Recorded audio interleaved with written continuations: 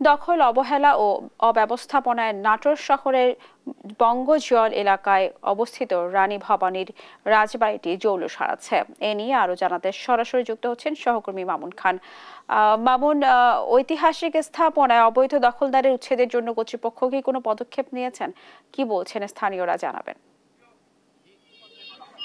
জি, ধন্যবাদ আপনাকে। আমরা এখন অবস্থান করছি নাটোর মাদ্রাসা মোড় এলাকায়। এখানে মূলত নাটোর স্বাস্থ্য রক্ষা কমিটি আজকে মানববন্ধনের আয়োজন করেছে, যে নাটোরের যেই অবৈধ স্থাপনাগুলো রয়েছে এবং নাটোর রাজবাড়ী এলাকায় এই অবৈধ স্থাপনাগুলো সরকারি বেসরকারি চা বিক্রেতা থেকে শুরু করে বিভিন্ন শ্রেণী পেশার মানুষ কিন্তু দখল করে রেখেছে। তারই জন্য কিন্তু আজকে মানববন্ধনে দাঁড়িয়েছে নাটোর স্বাস্থ্য রক্ষা কমিটি। আমরা সরাসরি দেখানোর চেষ্টা করছি যে তারা কিন্তু এখানে মানববন্ধন করছে এবং তারা কিন্তু এখনো পর্যন্ত বলছে যে নাটোরের যেই অবৈধ নাটোর রাজবাড়ী চত্বরে গড়ে ওঠা সকল অবৈধ স্থাপনাগুলো এসিলেন কার্যালয়, বসবাসকারী পরিবার, অবৈধ নির্মাণ থেকে শুরু করে উচ্ছেদ এবং সকলের জন্য গ্লোবাল হেরিটেজের জন্য অংশ হিসাবে গ্রহণযোগ্য বাসস্থান তৈরির জন্য কিন্তু তারা আজকে এখানে দাঁড়িয়েছেন। আমরা আরো একটু জানিয়ে রাখার চেষ্টা করি যে নাটোর শহরের বঙ্গজল এলাকায়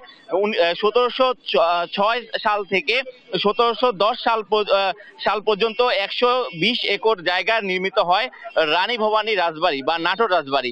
সময়ের ব্যবধানে দখল, অবহেলা ও অব্যবস্থাপনায় রাজবাড়িটি তার জৌলুস হারিয়েছে। এখনকার ভবনগুলো দখল করে যুগ যুগ ধরে স্থায়ী বসত গড়ে তুলেছে অনেকেই। অভিযোগ আছে সরকারি কর্মকর্তা ও রাজবাড়ির একাংশ দখল করে বসবাস করেন। এছাড়া এর অভ্যন্তরেই গড়ে তোলা হয়েছে ভূমি অফিস, দোকানপাট সহ নানা স্থাপনা।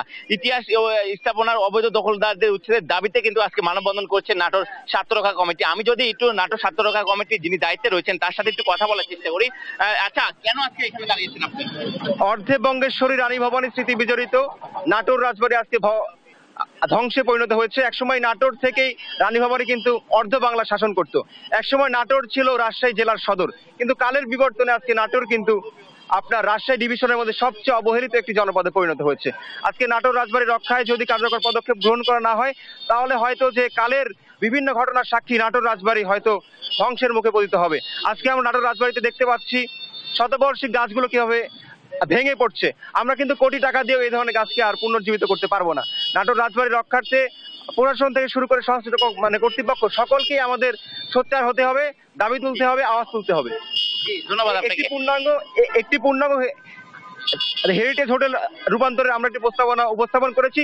এটি যদি করা যায় তাহলে হয়তো বিশ্বের বুকে আমরা নাটোরও আন্তর্জাতিকভাবে সমৃদ্ধ হতে পারবো। জি, ধন্যবাদ আপনাকে। আমরা কথা বলছিলাম নাটোর মাদ্রাসা মোড় এলাকা থেকে। এখানে মূলত আজকে আমি নাটোর থেকে মাদ্রাসা মোড় থেকে সর্বশেষ জানার চেষ্টা করছিলাম। মামুন, আপনাকে ধন্যবাদ।